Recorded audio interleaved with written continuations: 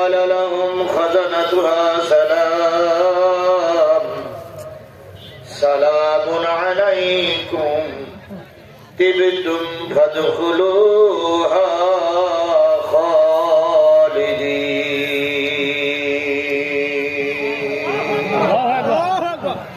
صدق الله المولانا العظيم.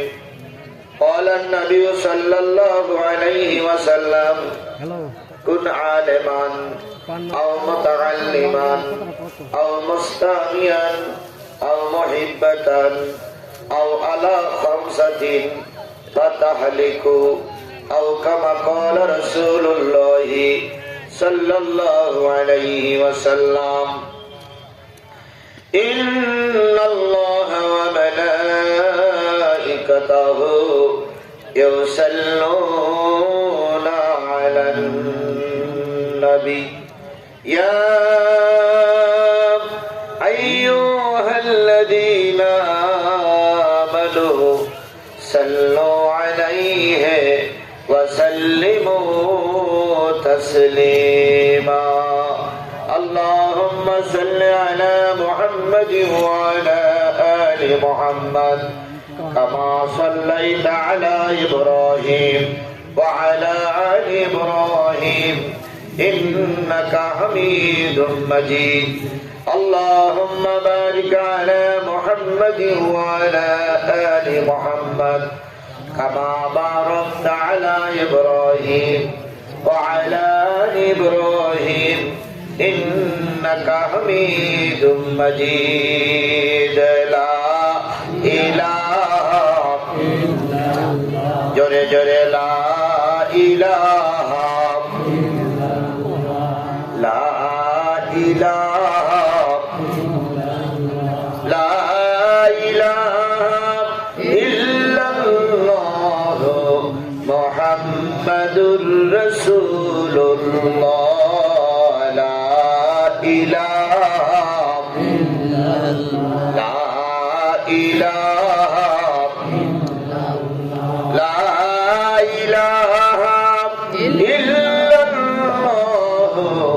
মুহাম্মাদুর রাসূলুল্লাহ।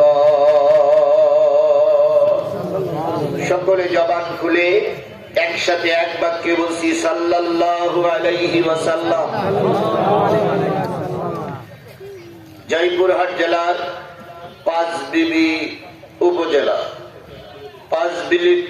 উপজেলার ঐতিহ্যময় গ্রাম আমিরপুর ইকরা আল কোরআন ও নুরানি হাফিজিয়া মাদ্রাসা ও এতিমখানার উদ্যোগে অনুষ্ঠিত হচ্ছে 25তম একদিন ব্যাপী দিনের বেলার তাফসিরুল কোরআন ও ওয়াজ মাহফিল। 28 ডিসেম্বর, 13ই পৌষ, রোজ শনিবার। আজকের এই তাফসিরুল কোরআন ও ওয়াজ মাহফিলের শ্রদ্ধাভাজন স্বনামধন্য সম্মানিত সভাপতি জনাব আলহাজ মোহাম্মদ সুবির উদ্দিন মন্ডল, বিশিষ্ট সমাজসেবক আমিরপুর, সহসভাপতি আলহাজ মোহাম্মদ এনামুল হক মন্ডল, বিশিষ্ট সমাজসেবক আমিরপুর। আজকের এই মাহফিলের সম্মানিত প্রধান অতিথি, জননন্দিত নেতা, আপনার আমার পরিচিত মুখ, আমার অত্যন্ত প্রিয় ভাজন ব্যক্তিত্ব জনাব অধ্যক্ষ M.A. গফুর মন্ডল, সাবেক সভাপতি পাঁচবিবি উপজেলা বিএনপি ও সদস্য জেলা বিএনপি আহ্বায়ক কমিটি।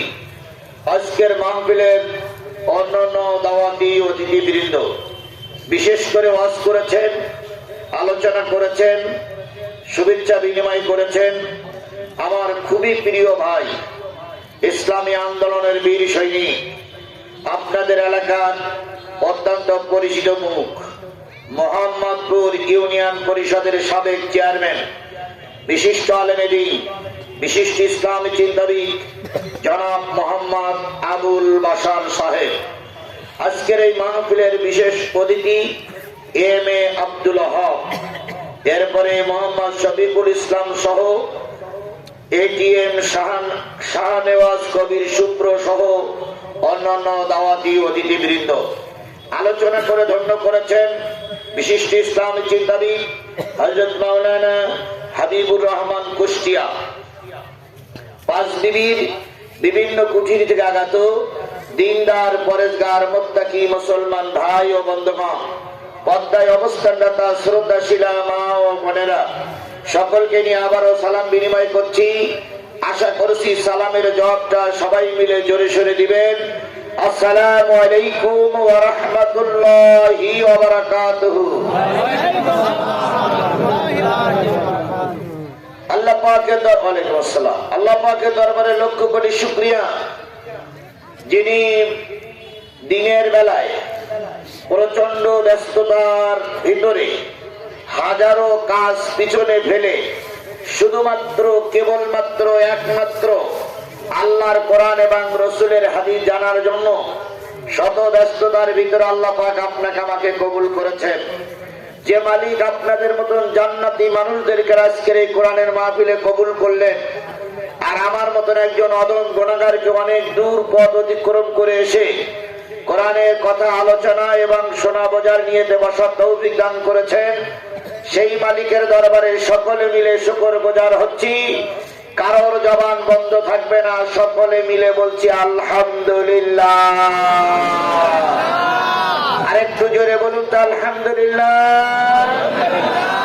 আল্লাহ বলতেছেন, কুল লাউ কানাল বাহরু মিদাদান লিকালিমাতি রাব্বি লানাফিদাল বাহরু ক্বাবলা আন তানফাদা কালিমাতু রাব্বি ওয়ালাউ জিনা বিমিসলিহি মাদাদা। হে নবী, আপনি বলে দিন, কুল লাউ কানাল বাহর, পৃথিবীতে যত নদী আছে সব নদীর পানিগুলো যদি কালি হয়ে যায়, পৃথিবীতে যত সাগর উপসাগর আছে সব পানিগুলো যদি কালি হয়ে যায়, পৃথিবীতে যত দান ও গাছ আছে সব গাছগুলো যদি কলম হয়ে যায়, পৃথিবীর যত সমান্তরাল জায়গা আছে সব জায়গাগুলো যদি কাগজ হয়ে যায়, দাঁড়ানো গাছ নামক কলম দিয়ে, সাগরের পানি নামক কালি দিয়ে, সমান্তরাল জমি নামক কাগজের উপরে তোমার রবের কথা লিখতে যদি শুরু করো, লিখতে লিখতে কখন জানি কলমগুলো ফুরাইয়া যাবে, কখন জানি সাগরের পানি সব নিঃশেষ হয়ে যাবে, কখন জানি সব সাদা কাগজে লেখা শেষ হয়ে যাবে, আর একটা সাগরের পানিও যদি কালি করে নিয়ে এসো সেটাও শেষ হয়ে যাবে,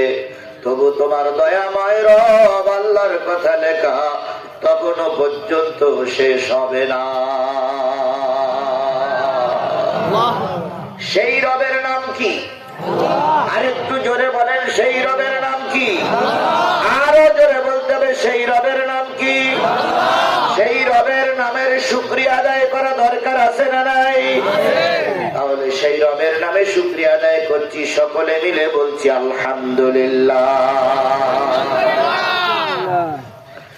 বন্ধুগণ, এমনি আমার সময় খুব কম, এরপরে যদি লোক বসানোর জন্য আমাকে সময় ব্যয় করতে হয় তাহলে মাহফিল শোনাই যাবে না। এই জন্য যারা গেটে আছেন ভদ্রভাবে, খুব ভদ্রভাবে গায়ে মাথায় হাত বুলিয়ে এ পাশে জায়গা আছে, পিছনে এখনো কিছু জায়গা খালি আছে, রাস্তাঘাটের লোকের পরে চলে আসবে, সবাইকে বসার ব্যবস্থা করেন। বারবার যেন বলতে সামনে এগিয়ে আসেন, লোক বসান, এই করতে যদি আমার সময় শেষ হয়ে যায় মূল আলোচনা কিছুই হবে না। এই জন্য দয়া করে যারা কেটে আছেন তারা একটু সহযোগিতা করুন, মানুষদেরকে গায়ে মাথায় হাত বুলিয়ে দিকে পাঠিয়ে দেন। বন্ধুগণ, মহান মালিকের দরবারে শুকরিয়া আদায় করলাম, খুশি হলো কে? আরেকটু জোরে বলেন, খুশি হলো কে? সেই মালিকের খুশি করার জন্য আবারও বলছি আলহামদুলিল্লাহ। সর্বকালের সর্বশ্রেষ্ঠ মহামানব, যিনি এসেছিলেন মানুষের কল্যাণের জন্য। কিসের জন্য? আরেকটু জোরে বলেন, কিসের জন্য? মানুষের কল্যাণের জন্য। পৃথিবীতে যত নেতা এসেছে সব নিজেটার কল্যাণ, নিজের কল্যাণের জন্য এসেছেন, আর একমাত্র শুধুমাত্র কেবল নবী এসেছেন মানুষের কল্যাণের জন্য। একটা নেতা যখন ক্ষমতায় বসেছে তার টার্গেট আর একটা দেশ দখল করবে। তার টার্গেট যেভাবেই হোক বহুত দিন ক্ষমতায় থাকবে। কেউ 41 সাল, কেউ 71 সাল, কত আশা, কি আশা, আশার শেষটা 41 সাল বসেছিল হা করে। আল্লাহ বললে 41 সাল না, দুপুর বেলার বিরিয়ানি ভাতও খাওয়া চলবে না। 41 সাল সে অনেক দূর, এখন দুপুর বেলার রান্না আছে এটাও কপালে চলবে না। কার খেলা করে বলতে হবে, কার খেলা? কিছু কিছু মানুষ ক্ষমতার চেয়ারে বসেই বলেছে, ভাবতে পারবো, পানিতে পারবো, তারপরে বলেছে চুবাইয়া পারবো। অথচ নিজেরাই জানে না যে আগামীকালকের সকালবেলার ভাত আমার কপালে আছে না নাই।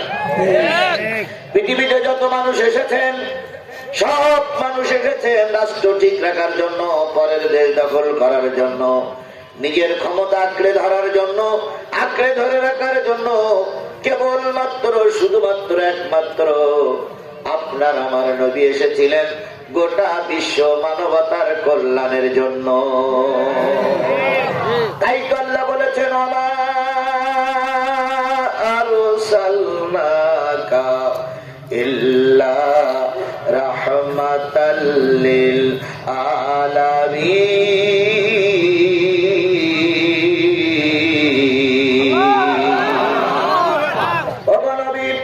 আমি আপনাকে পৃথিবীতে পাঠাইছি রহমত স্বরূপ। কি স্বরূপ? রহমত মানে কি? দয়া। রহমত মানে কি? আমার আল্লাহ হলেন আলহামদুলিল্লাহি রাব্বিল আলামিন। আল্লাহ হলেন কুল কায়নাতের রব, আর আমার নবী হলেন কুল কায়নাতের জন্য রহমত। এই নবী যখন পৃথিবীতে আসলেন, 5 বিবির মুসলমানেরা বলুন তো তখন রাত না দিন? নবী যখন পৃথিবীতে এসেছিলেন তখন রাত না দিন? রাতও নয়, দিনও নয়, সবে সাদেক। আমেনা বর্ণনা করেছেন নবী আসবেন। আমি কয়েকদিন আগের থেকে অনেক স্বপ্ন দেখতেছি, অনেক ভালো ভালো জিনিস দেখতেছি। যখন স্বপ্ন দেখে আমার চোখ খুলে যায়, ঘুম ভেঙে যায়, আমি ঘরে শুয়ে শুয়ে দেখি আকাশে কতগুলো তারা আছে, তাই ঘরে শুয়ে গণনা করি। তার মানে নবীর মা ঘরে শুয়ে আকাশের তারা গণনা করে, মানে নিজের ঘরে কি নাই? ছাদ নাই। হযরত আমেনা বলেছেন, আমি যে ঘরে শুয়ে থাকতাম, উত্তর দিক থেকে বাতাস আসলে বেড়াগুলো ভেঙে যেত, দক্ষিণ দিক থেকে বাতাস আসলে বেড়াগুলো ভেঙে যেত, রাতের অন্ধকারে তারকাগুলো গোনা যেত। এমন একটা জীর্ণ শীর্ণ ঘরেই এসেছিলেন বিশ্ব মানবতার কান্ডারি জনাবে মুহাম্মদ রাসূলুল্লাহ সাল্লাল্লাহু আলাইহি ওয়াসাল্লাম। নবী যখন আসলেন তখন রাতও নয়, দিনও নয়। নবী যখন আসলেন গোটা মক্কা নগরীতে একটা হইচই পড়ে গেল। আব্দুল্লাহর ঘরে এমন একটা সন্তান ভূমিষ্ঠ হয়েছে, চাঁদের দিকে তাকাইলে চাঁদে কলঙ্ক দেখা যায়, কিন্তু ছোট্ট শিশু মোহাম্মদের চেহারার দিকে তাকাইলে কোন কলঙ্কের ছাপ দেখা যায় না। নবীর ফুপি আম্মার বাড়ি ছিল আমেনার বাড়ির থেকে একটু দূরে। আমেনা সংবাদ দিল, উম্মে হানি তোমার একটা ভাতিজা দুনিয়ায় এসেছে, তাড়াতাড়ি চলে এসো। উম্মে হানি এসে বলেন, আমি এসে দেখি নবীজির ঘরটা অন্ধকার। আমি মা আমেনাকে জিজ্ঞেস করলাম, ঘরে অন্ধকার কেন? আমেনা বললেন, ও বোন, নবী আসার পরে যে ঘরে একটা আলো জ্বালাবো, এমন আলো জ্বালানোর মতন তেল আমার লণ্ঠনে নাই। তাই ভালো করে বোঝেন, বিশ্ব নবী আসলেন যে সেই ঘরে যেই ঘরের কি নাই। বিশ্ব নবী আসলেন সেই ঘরে যেই ঘরের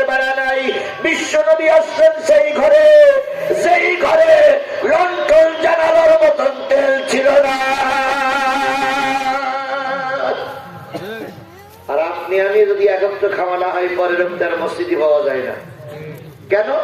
অভাব, বিরাট অভাব। বলুন তো আপনার সেই আমার সেই রসুল কি অভাবী ছিল না সুস্থ ছিল?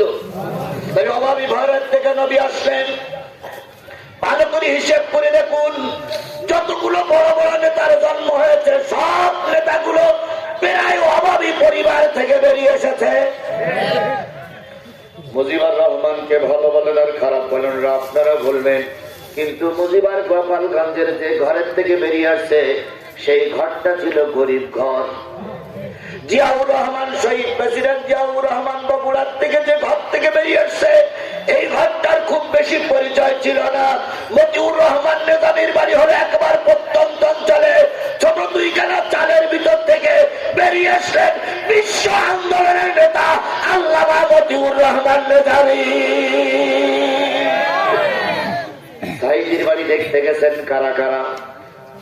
সাইদির বাড়ি দেখতে গেছেন তারা দেখেছেন নদীর চরে ছোট্ট একটা ঝুপড়ি, ওই ঝুপড়ির থেকে বেরিয়ে আসলেন বিশ্ব বরণ্য মুফাসসির, বিশ্ব নন্দিত মুফাসসির, বিশ্ব আন্দোলনের কর্মী আল্লামা দেলোয়ার হোসেন সাইদি। সুতরাং বড় বড় নেতাগুলো বেরিয়ে আসে গরিব পরিবার থেকে, এগুলো যুগে যুগে হয়ে আসতেছে। কথা বলেন ঠিক না ঠিক?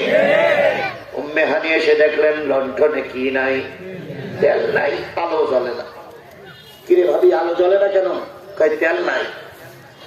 তো অন্ধকারে আমি মোহাম্মদকে খুঁজে পাবো কি করে? আমিনা বললেন খুঁজে পাওয়ার একটা সুন্দর পদ্ধতি আমি বলে দিই। কয় কি? কয় মোহাম্মদের মুখের পর একটা কাপড় দেওয়া আছে, কাপড়টা সরাইয়া নাও, মোহাম্মদের চেহারায় যে আলো হবে সেই আলোয় সমস্ত ঘরটা দেখা যাবে। উম্মে হানি বলেন আমি নবীজির চেহারার থেকে কাপড়টা সরাই নিলাম, সমস্ত অন্ধকার ঘরটা আলো হয়ে গেল। নবীজির মুখটা ভিড় ভিড় ভিড় ভিড় করে নড়তেছে। আমি উম্মে হানি নবীকে কোলে নিলাম, ভাতিজা মোহাম্মদকে কোলে নিলাম, দুই গালে দুটো চুমা দিলাম। চুলে চুমা দিয়ে বললাম ভাতিজা কি যে বলো, তোমার কথা তো বোঝা যায় না, একটু ক্লিয়ার করে বলো, ছোট মানুষের কথা বোঝা যায় না। নবী যখন একটু বড় হয়ে গেছিলেন তখন উম্মে হানি জিজ্ঞেস করেছিলেন ভাতিজা জন্মের পরে প্রথম তোমাকে দেখলাম ঠোঁট দুটো বিড়ি বিড়ি করে নাড়াচ্ছ, কি বলেছিলে? নবী সেদিন বুবি আম্মার গলা জড়াই ধরে বলেছিলেন বুবি আম্মা জন্মের পরে কেঁদেছিলাম রব্বি হাবলি উম্মতি, আয় আল্লাহ আমার গুনাহগার উম্মত গুলোরে তুমি দয়া করে মাফ করে দাও। ও আমার জাতি, সর্বপ্রথম নবী দুনিয়া আসলেন কাদের? এসে কাঁদলেন কাদের জন্য? আর একটু জোরে বলেন কাঁদলেন কাদের জন্য?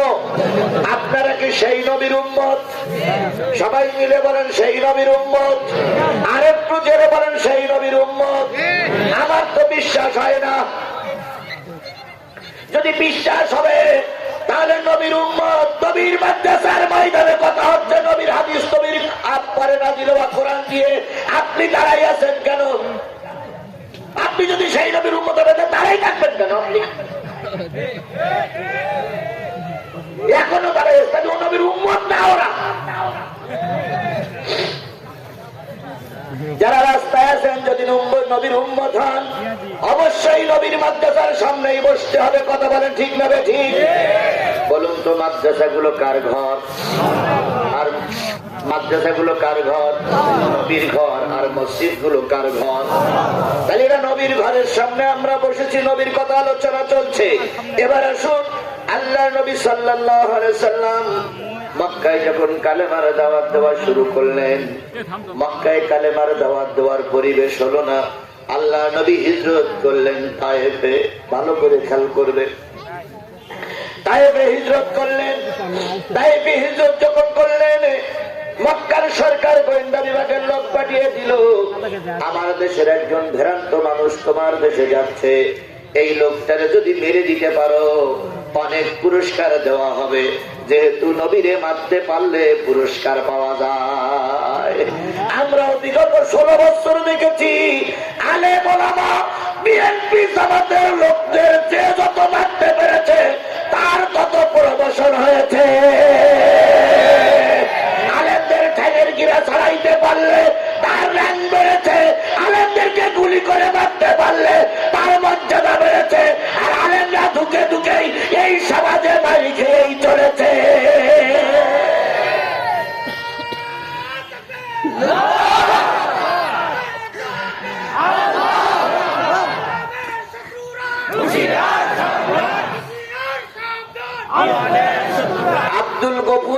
তথ্যই বলেছেন বিগত 16টা বছরে জামাত এবং বিএনপির কোন নেতা স্টেজে আসা তো দূরের কথা, মাহফিলে পর্যন্ত ঢোকার অনুমতি ছিল না। কথা বলে ঠিক না বেশি?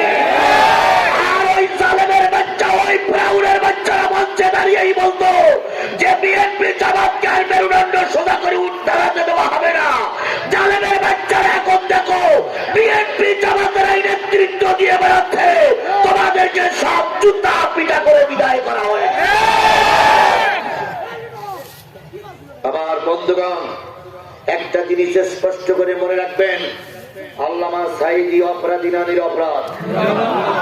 স্পষ্ট করে বলতে হবে, আল্লামা সাঈদী দোষী না নির্দোষ? আল্লামা সাঈদী নির্দোষ, তাকে বিনা কারণে যুদ্ধ অপরাধের মামলা দিয়ে তাকে ইনজেকশন করে মেরে দেওয়া হয়েছে। আল্লাহ যদি মুসলমানদের বাঁচিয়ে রাখে, আল্লামা সাঈদীর রক্তের প্রতিশোধ আমরা নেবই নেবই নেব।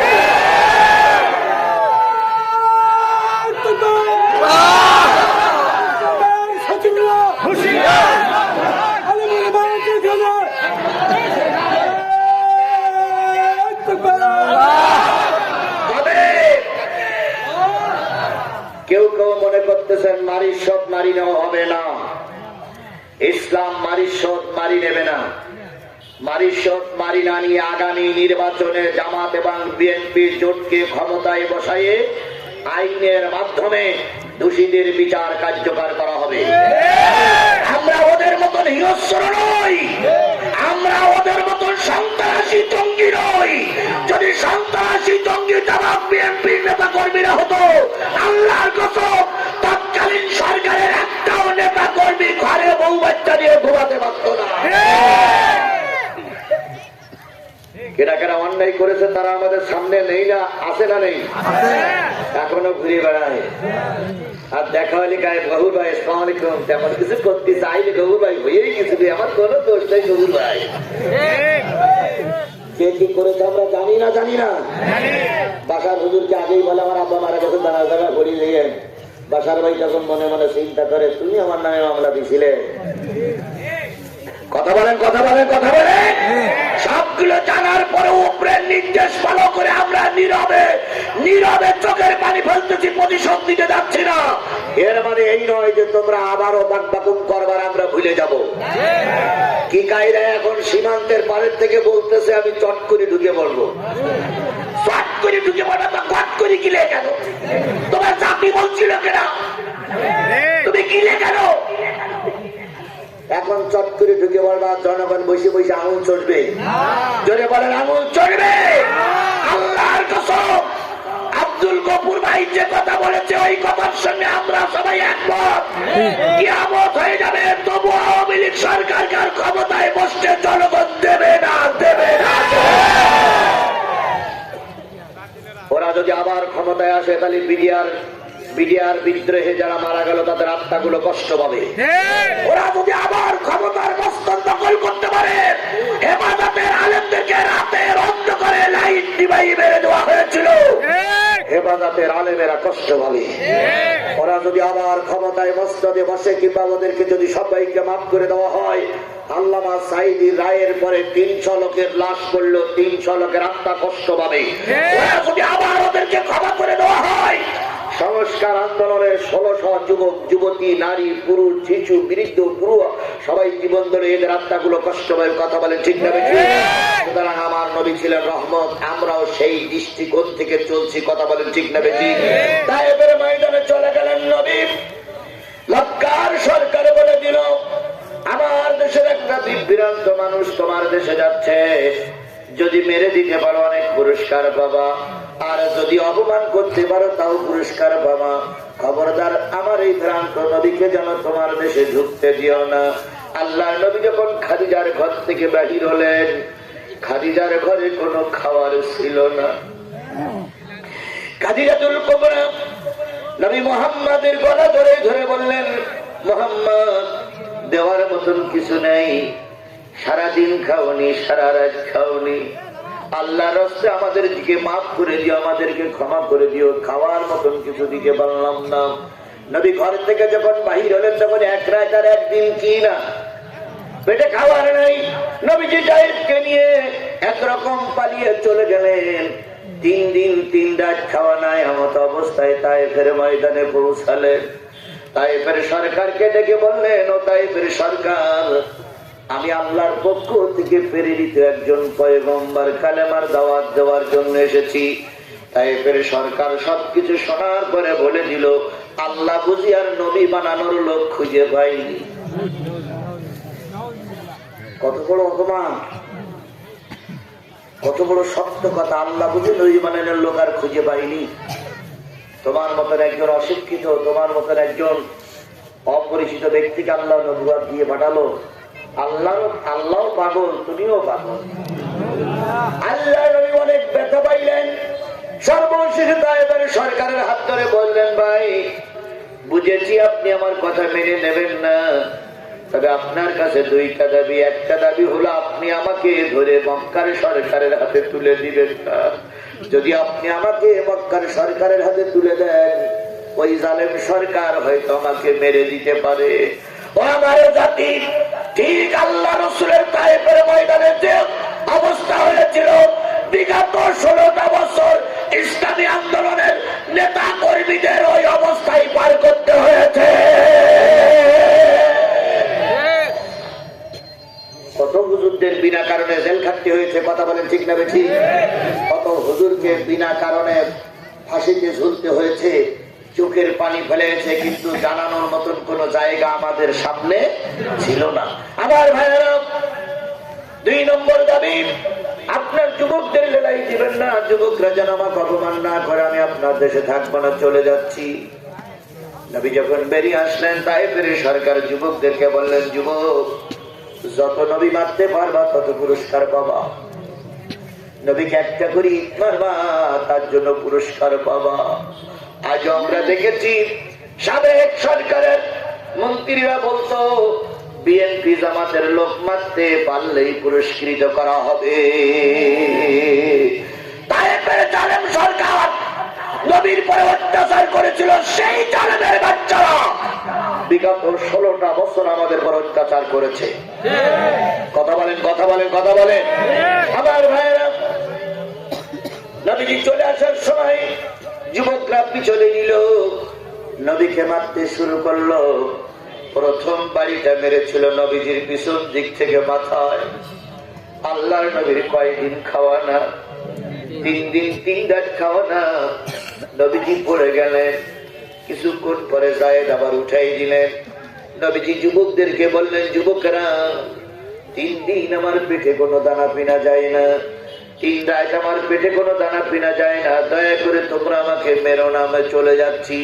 কে কার কথা শোনে? মার শুরু হলো। নবীজি পড়ে গেলেন, আবার উঠলেন, আবার পড়লেন, আবার উঠলেন। নবীজি 3 জায়গায় পড়ে গিয়েছিলেন।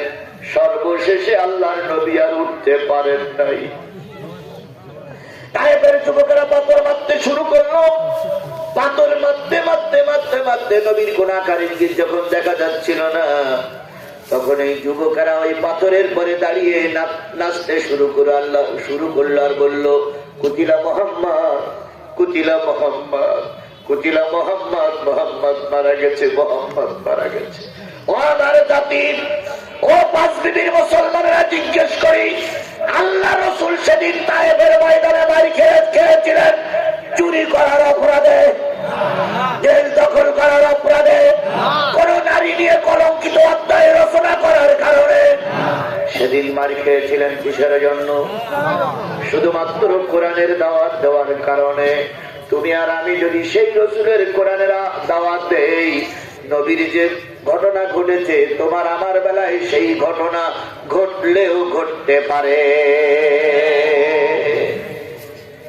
নেজামিরে যখন ফাঁসি দেওয়া হয়, আল্লামা সাঈদীর যখন জেলে ঢুকানো হয়, তখন আমাদের দেশের একদল মৌলবীরা বলেছিল, নিশ্চয়ই হুজুরির দোষ আছে, নতুবা জেলে গেল কেন? এ কথা বলা লোক আমার দেশে ছিল না? ছিল না? বলেন, ছিল কি ছিল না?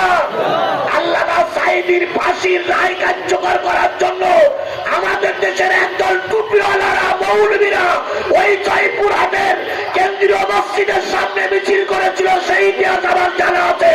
সুতরাং সেদিন একদল টুপিওয়ালারা আল্লামা সাঈদীর রায়ের পরে আনন্দ করেছিল। কথা বলেন, কথা বলেন, কথা বলেন। সেই টুপিওয়ালারা কিন্তু এখন কায়া পাল্টাইছে। এখন টুপি পরিবর্তন করে আমাদের সামনে এসে কয়, হুজুর সত্যি আপনার মুখের বাটা। সবাই চুপ করে থাকলো, আপনি চুপ করে থাকেননি। আমি জিজ্ঞেস করি আপনার ভূমিকা? কয় হুজুর আমার ইমান দুর্বল। দাবি করলাম সাইজের বিপক্ষে বলে আপনি মিছিল করেছিলেন। কয় হুজুর ভুল কথা, গেছিলাম ওখানে ওই দাঁড়াইছিলাম তাই ছবিটা তুলেছে। আমি সাইজের বিরুদ্ধে মিছিল করবো, এটাকে স্বপ্ন বিশ্বাস করে? এরকম জিবরাইলের ছোট ভাই আছে না নাই? বিশ্বাস করুন, সরকারের কোন শক্তি সামর্থ্য ছিল না। যদি হুজুর আল্লামা সাঈদীর বিরুদ্ধে অ্যাকশনে না যেত, কোন ক্ষমতা ছিল না সরকার বাহাদুর আল্লামা সাঈদীর আটকাই রাখে। শুধুমাত্র আমাদের মতন একদল টুপিওয়ালা মৌলবীদের কারণে আল্লামা সাঈদী দীর্ঘ 13 বছর জেল খেটেছে। কথা বলেন, কথা বলেন, কথা বলেন। আমার ভাইয়েরা জায়েদ ছুটে আসলেন, এসে দেখলেন শুধু পাথর আর পাথর। জায়েদ বললাম এই পাথরগুলো সরালাম। কিছুক্ষণ পর নবীকে আবিষ্কার করলাম। নবী মাথা উঁচু করে বললেন, জায়েদ ওরা আমাকে খুব মেরেছে তাই না জায়েদ? ওরা আমাকে অনেক মেরেছে তাই না জায়েদ? জায়েদ বলেন, ইয়া রাসূলুল্লাহ আপনার মাথার থেকে পা পর্যন্ত যে ক্ষত বিক্ষতর চিহ্ন তা আপনাকে আমি দেখাতে পারবো না। নবী বলেন, আমার হাতটা একটু উঁচু করো তো দেখি কতগুলো আঘাত করেছে। নবীর হাত উঁচু করা হলো, ডাইন হাতে শুধু 35টা ক্ষত চিহ্ন। নবীজি বললেন, জায়েদ বাম হাতটা একটু উঁচু করো তো। বাম হাত উঁচু করে দেখা গেল বাম হাতের পরে 29টা ক্ষত চিহ্ন। নবীজি বললেন, জায়েদ আমার পিঠে কত ক্ষত চিহ্ন হতে পারে? ইয়া রাসূলুল্লাহ আমি গুণে শেষ করতে পারবো না, আপনার কথা শুনলে আমার জীবনটা শেষ হয়ে যাচ্ছে, আপনি দয়া করে কথা বলবেন না। নবী বললেন, জায়েদ তুমি আমাকে দেয়ালের গায়ে একটু হেলান দিয়ে উপরে উঠে দেখো তো ওরা চলে গেছে না আছে? কারণ ওরা যদি ফিরে এসে আমাকে আবার মারে তাহলে আমি নবী হয়ে আর বাঁচবো না। ও আমার জাতি, আজকে ইসলামটা আমরা বাবার বাড়ির আবদার মতন মনে করেছি। রক্ত ছাড়া ইসলাম প্রতিষ্ঠিত হয়নি। কথা বলে ঠিক না ঠিক? যেই সমাজের শহীদের রক্ত বেশি বলবে ওই সমাজটা কোরআন প্রতিষ্ঠার জন্য সুন্দর পরিবেশ হয়ে যাবে। কথা বলেন, কথা বলেন। 5 বিবিতে ইসলামী আন্দোলনের নেতা কর্মীদের রক্ত বেশি ঝরেছে না? সালাইপুরীর মাটিতে বোধহয় 5 জন না 6 জন ঘুমায় আছে। 5 জন ঘুমায় আছে। আমার বিশ্বাস, আমার বিশ্বাস কোরআন বুকে নিয়ে কথা আমি শপথ করে বলতে পারি, যেই এলাকায় শহীদের রক্ত বেশি ঝরেছে সেই এলাকায় দ্বীন কায়েমের পরিবেশ বেশি তৈরি হয়েছে। আমার সাতক্ষীরায় বেশি রক্ত ঝরেছে। আমি আজিজুল ইসলাম 20টা মামলা নিয়ে আমি আপনার সামনে কথা বলছি। ওই জালেমের বাচ্চারা আমাকে 5 দিন আয়না করে রেখে দিয়েছিল। ওই জালেমের বাচ্চারা আমার বাড়ি ঘর সব বুলডোজার দিয়ে ভেঙে দিয়েছিল। ওই জালেমের বাচ্চারা আমার মাকে মেরে রক্তাক্ত করেছিল। ওই জালেমের বাচ্চারা আমার ছোট মেয়েটা ফুটবলের মতন লাফিয়েছিল, এখান দেখবার লাথি মারে, ওখান দেখবার লাথি মারে। এই সাতক্ষীরার মাটিতে বেশি রক্ত ঝরেছে। আমি জয়পুরহাটের হাজারো মানুষের সামনে ওয়াদা করে গেলাম, যদি আল্লাহ সুষ্ঠু নির্বাচনের মাধ্যমে সরকার গঠন করতে দেয়, আমি বলে গেলাম সাতক্ষীরার 4টা সিট ইসলামী আন্দোলনের জন্য আমরা অক্ষ করেছি।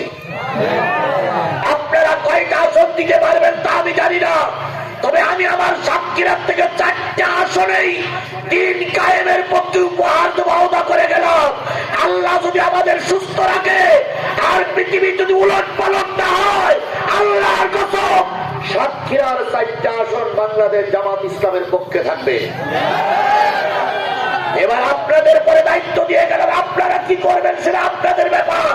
যদি একটা আসন ছিনিয়ে যায় আপনাদের কাছে আমি কৈফিয়ত দেওয়ার জন্য তৈরি। আমার পরিবেশ যা আছে তাহা আমার পরিবেশ থেকে কেউ ছিনিয়ে নিতে পারবে না। কেন বলি? সাতক্ষীরার মাটিতে বেশি আক্রমণ হয়েছে। যেখানে বেশি আক্রমণ হয় সেখানে দ্বীনি আন্দোলনের নেতা কর্মীরা বেশি চাঙ্গা হয়। 5 বিবিতে আক্রমণ বেশি হয়েছে ইসলামের পক্ষে। আল্লাহ সবাইকে চাঙ্গা করে তুলুক। সকলে মিলে বলুন আমিন। জায়েদ বলেন, আমি চলে গেলাম। যেহেতু আসরের রক্ত সময় কম, জায়েদ বললেন আমি চলে যে উঁচু জায়গা দিয়ে দেখলাম ওরা আর কেউ নাই। নবীকে এসে বললাম নবী ওরা তো আর কেউ নাই, ওরা সবাই চলে গেছে। আল্লাহ নবী সাল্লাল্লাহু আলাইহি সাল্লাম বললেন জায়েদ একটা ওয়াক্তের নামাজের সময় মনে হয় চলে যাচ্ছে, একটু পানি নিয়ে এসে উজু করি। জায়েদ পানি নিয়ে আসলেন, উজু করলেন। উজু করার পরে নবী নামাজের পরে উপরের দিক তাকায় দেখে বড় বড় মেঘমালা, বড় বড় পাথরগুলো সব উপরে ভাসতেছে। আর ওই মেঘমালা পাথরের পরে জিবরিল আমিন বসে বলতেছি ইয়া রাসূলুল্লাহ একবার হুকুম দেন, যারা আপনাকে মেরে রক্তাক্ত করেছে তাদের সবাইকে আমরা ভিসে ডালা করে ফেলবো। নবীজি বললেন জিবরিল সব লোকগুলো যদি মারা যায় আমি কালেমার দাওয়াত দেবো কার কাছে? আমি আল্লাহর রাস্তায় ওদের ক্ষমা করলাম। আল্লাহরে বলো আল্লাহ যেন রাগ না করে, আল্লাহ যেন ওদের ক্ষমা করে দেয়। ও আমার সাথী ভাইরা, আল্লাহর নবী ক্ষমায় বিশ্বাসী ছিলেন। তখন উনি ওই উম্মতের কথাই চিন্তা করেছিলেন। তাহলে নবী তায়েফের ময়দানে উম্মতের কথা মনে করলেন, জন্মের পরে উম্মতের কথা মনে করলেন। কিয়ামতের দিন যখন সকল মানুষের বিচার হবে তখন নবী কাদের কথা ভাববেন? আপনারা তো সেই উম্মত, আমরা কি সেই উম্মত? তাহলে সেই উম্মত যদি হয়, নবীর সামনে, নবীর মাদ্রাসার সামনে মাহফিল হচ্ছে, আর গুনে গুনে 20টা মিনিট কি বসা যাবে? গুনে গুনে 30টা মিনিট কি বসা যাবে? তাহলে আপনারা এখনো দাঁড়াই আছেন কেন? যদি নবীর উম্মত হন তাহলে দাঁড়াই আছেন কেন? নবীর উম্মত হলে বসুন, আপনারা দাঁড়ায় বসার জায়গা নিয়ে দাঁড়াই থাকেন। ওই লোকগুলো যদি বসার জায়গা না থেকে দাঁড়াই থাকুক তবু যেন চলে না যায়। তাহলে আমরা সেই রাসূলের নামে দুরূদ আর সালাম দিয়ে শুরু করছি সাল্লাল্লাহু, সবাই মিলে বলেন সাল্লাল্লাহু। রাসূল আমার ভালোবাসা, রাসূল আমার আলো আশা, রাসূল আমার প্রেম বিরহের মূল আলোচনা, রাসূল আমার কাজে কর্মের অনুপ্রেরণা, রাসূল আমার ভালোবাসা। নেতার মতন নেতা আমি পাই না যখন খুঁজে, কান্দি এবং কান্দি শুধু এই দুটি চোখ বুজে, তখন তোমার বদর উহুদ যোগায় মন্ত্রণা,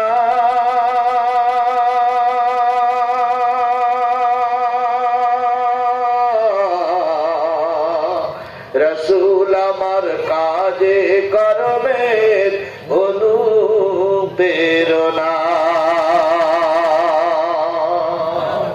বন্ধুগণ, তাফসীর মাহফিলে আমি আপনাদের সামনে সূরা জুমারের ৭৩ নম্বর আয়াত তেলাওয়াত করেছি। কয় নম্বর আয়াত? আরো জোরে বলেন কয় নম্বর আয়াত? একটা আয়াত তেলাওয়াত করেছি। একটা আয়াতের পরে তেলাওয়াতকৃত আয়াতের পরে কথা বলতে আমার আর 15-20টা সময় লাগবে। আপনারা এই 15-20টা সময় আমাকে দেবেন, চলে যাবেন না। কারা কারা রাজি আছেন দুই হাত উঁচু করে আল্লাহরে দেখান। জোরে তাকবীর, নারায়ে তাকবীর। আল কোরআনের আলো, তোমার নেতা আমার নেতা। হাত নামান। এই যে মুয়াজ্জিন গুলো মসজিদে আযান দেয়, এরা কারে ডাকে? আল্লাহরে ডাকে। এরা আমার চরম শত্রু, এরা শুনে আমার বিরাট শত্রুতা চলছে ভাই।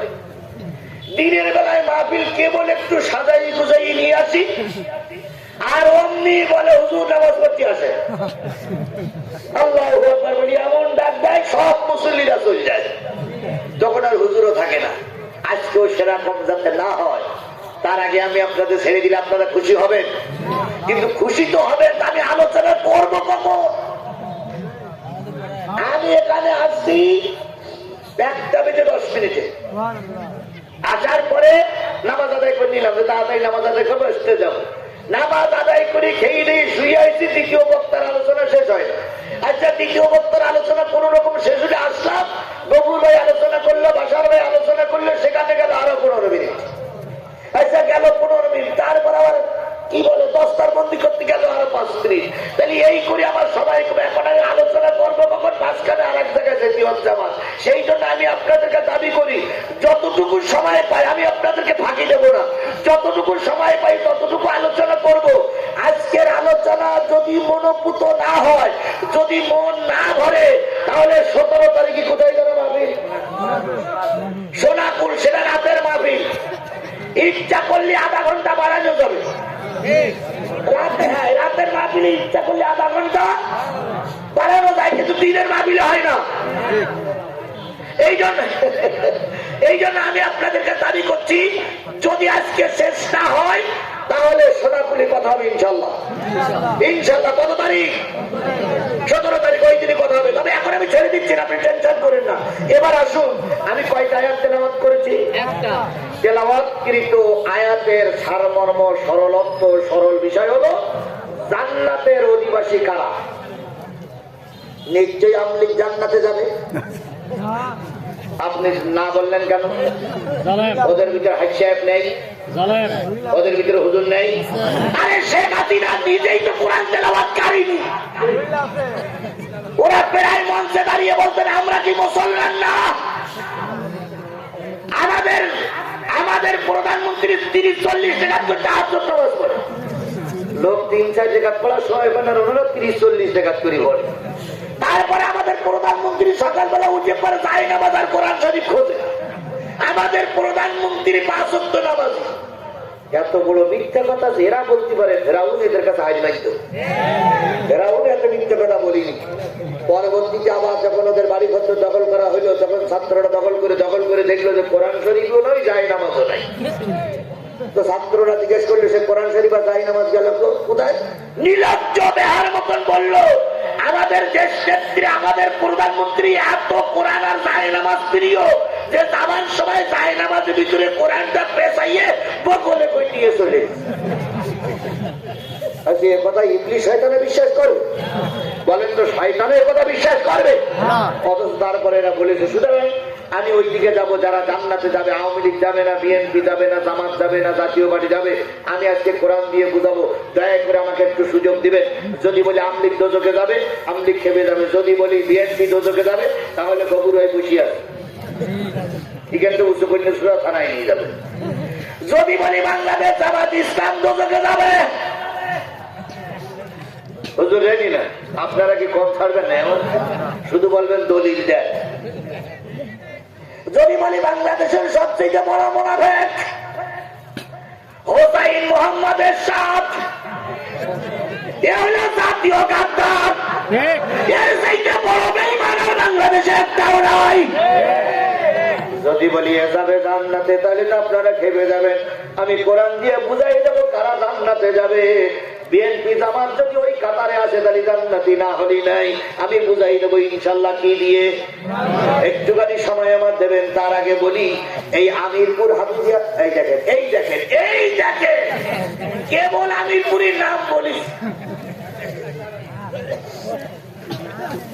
আমিরপুর হাফিজিয়া মাদ্রাসা পুরানো একটা ধর্মীয় প্রতিষ্ঠান। কত বছরের মাহফিল হচ্ছে? 25 বছর। এই সরকার ক্ষমতায় ছিল কত বছর? 16 বছর। এই 16 বছরের ভিতরে প্রাথমিক অবস্থা আমি আমিরপুর মাদ্রাসায় এসে অস্ত করেছি। মাঝে মাঝে ওরা যখন তারা কিছু, তখন আমি এখানে এসে আশ্রয় নিতাম। সেই মাদ্রাসা আমার সোয়া মাদ্রাসা, ওই মাদ্রাসাটা আজকে একটা কোরআনের হাফেজ বাহির হলো। এই মাদ্রাসাটা টিকে থাক, এটাকে আপনারা চান? এই মাদ্রাসাটা টিকে থাকে, এটাকে আপনারা চান? কারা কারা চান একটু হাত তোলেন তো। হুজুর এই মাদ্রাসা টিকে থাক, হাত নামান। এখন এই মাদ্রাসা টিকে থাকতে গেলে দুটো জিনিস করতে হবে, আর মাদ্রাসা বন্ধ করতে গেলে দুটো জিনিস করতে হবে। মাদ্রাসা বন্ধ করতে গেলে একটা জিনিস করতে হবে, এই মাদ্রাসায় কোনো ছাত্র দেওয়া যাবে না, কোন ছাত্র দেওয়া যাবে না। বাইরের থেকে কোন ছাত্র আসলে গার্জিয়ানের বলতে হবে যে মাদ্রাসা দিও না, অন্য জায়গায় যাও। এইরকম শত্রুতা করলেই মাদ্রাসা কি হবে? বন্ধ হয়ে যাবে। আর কিছু করা লাগবে না। আপনি যদি এই দায়িত্বটা পালন করবেন যে মাদ্রাসা ছাত্র দেবেন না, অন্য কেউ যদি দিন চায় তাকে উৎসাহিত করবেন না, বরং কি করবেন? নিরুৎসাহিত করবেন। মাদ্রাসা থাকবে না, বন্ধ হবে, বন্ধ হবে। 2 নম্বর, এই লোকগুলো আসলেই বেতাড়ালো। এরা এই মাদ্রাসার শত্রু, এরা নিশ্চয়ই আমলি গিল্ল। এই যে কটা লোক উঠেছে, এরা সব করে আমলি গিল্ল।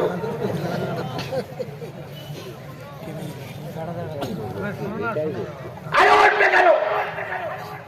এই এরা এই করা লোক এই প্রতিষ্ঠানের বিরোধী। তাহলে প্রতিষ্ঠান বন্ধ করতে গেলে কয়টা কাজ করবে? একটা হচ্ছে মাদ্রাসা ছাত্র দেবেন না, 2 নম্বর মাদ্রাসা হুজুর যদি না খেয়েও মরে হুজুরির 1 টাকা দিয়ে সাহায্য করবেন না। তাহলে প্রতি 7 দিন অন্তর অন্তর হুজুর পাল্টাবে, মাদ্রাসা কি হয়ে যাবে? বন্ধ হয়ে যাবে। আর যদি মাদ্রাসা টিকায় রাখতে চান সর্বপ্রথম যে দায়িত্বটা আপনার সেটা হচ্ছে এই মাদ্রাসায় ছাত্র দেওয়া লাগবে। যদি ছাত্র দেন মাদ্রাসা কুড়ে ঘরে থাকলে বিল্ডিং হয়ে যাবে, আর যদি ছাত্র না থাকে মাদ্রাসা বিল্ডিং ঘর থাকলেও বন্ধ হয়ে যাবে। তাহলে আমরা মাদ্রাসা চালু রাখার পক্ষে না বন্ধ করার পক্ষে? তাহলে আমরা আজকের থেকে নিয়ত করবো, হয় আমার ছেলে দেবো, নাই আমার ভাইরা ভাই ছেলে দেবো, নাই আমার প্রতিবেশীর ছেলে দেবো, নাই আমার দূরের কোন আত্মীয় ছেলে যদি মাদ্রাসায় পড়ে আমি পুরো মাদ্রাসায় দেবো। 2 নম্বর, মাদ্রাসা আছে, ছাত্র আছে, শিক্ষক আছে, বেতন নাই। হুজুর ফিরিবিরি কয়দিন চলবে? 2-4 দিন থাকার পরে কমিটির কাছে বললো হুজুর স্যার বেতন দেন, বেতন না দিতে পারলে মাদ্রাসা কি হবে? বন্ধ হয়ে যাবে। তাই এই মাদ্রাসাকে টিকায় রাখার জন্য সরকারি অনুদান আসে না, মাদ্রাসাকে টিকায় রাখার জন্য আমাদের কষ্টবর্জিত টাকার থেকে 50টা টাকা আমরা মাদ্রাসায় দেবো। কারা কারা দিতে রাজি আছেন হাত তোলেন তো, হুজুর আমি 50 টাকা দেবো ইনশাল্লাহ মাদ্রাসায়। এই দেখেন এই সময় হুজুর আমি কাঁদতে পারি কিন্তু টাকা দিতে পারবো না। হ্যাঁ বোঝা গেছে। আচ্ছা 50 টাকা আগে কালেকশন হয়েছে, কি হয়েছে? এখনো তো টাকা আছে আপনার পকেটে। কিছু আত্মীয় খেয়ে বাড়ি গেছে, বাড়ি যাওয়ার পরে হঠাৎ করে আপনার জামাই নিয়ে আসে, জামাই নিয়ে আসার পরে আপনি কি বলবেন এই যে মেহমান কেবল চলে গেল তুমি এসে ধুয়ে বাড়ি যাও? কথা বলবেন? বলবেন না। তাহলে আপনার 50 টাকা, 50 টাকা যদি না হয় 40 টাকা, 40 টাকা না হয় 30 টাকা, 30 টাকা না হয় 20 টাকা, 20 টাকা না হলে 10টা টাকা। এই 10টা টাকা দেওয়ার মতন টাকা যাদের পকেটে আছে তারাই একটু হাত তোলেন। হুজুর আমি 10 টাকা দেবো, 20 টাকা দেবো, একটু হাত তোলেন। এই এলাকা তো পুরো, এই এলাকা তো পুরো 5টা টাকাও নেই, 5টা টাকাও নেই। বাবিপুর মাদ্রাসা এত বড় ঐতিহ্যবাহী মাদ্রাসা, 5টা টাকা।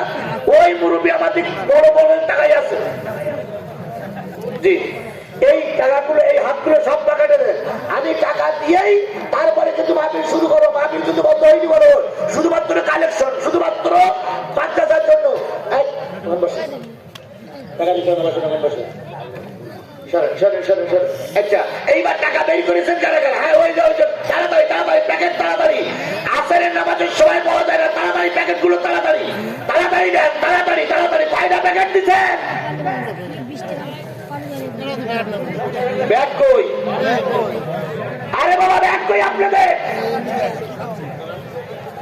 ওসব পরে আপনি ব্যাগ দেন না কেন ভিতরে? ব্যাগ দেবেন, এই টাকাগুলো আদায় করবেন তো। ওসব আমি দিচ্ছি, আপনার দিচ্ছি, আপনার নিশ্চিত ব্যাগ। আরে ভাই এক্ষুনি তো আজান দেবে। রুমাল, রুমাল এখানে, রুমাল এখানে, রুমাল দিয়ে ভাই ভাই আর তো তো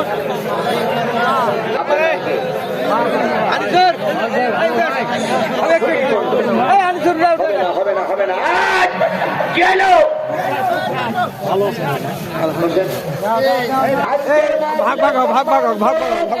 সভাপতি সুবীর উদ্দিন মন্ডল 5,000 টাকা। শ্বশুর শাশুড়ির নামে উনি দেবেন 5,000 টাকা। শ্বশুর শাশুড়ির নামে, ওনার নামে বলে কোনো দেননি, ওনার নামে উনি পরে আসতেছে। ভাই ভাই ভাই তাড়াতাড়ি তাড়াতাড়ি ভাই, আমি উঠতি বলেনি। ওরে যন্ত্রণা রে, এই মাহফিলটা আসলেই ভেঙে গেল রে ভাই। আমির আব্দুল হান্নান, আমির আব্দুল হান্নান 500 টাকা। এটা 2000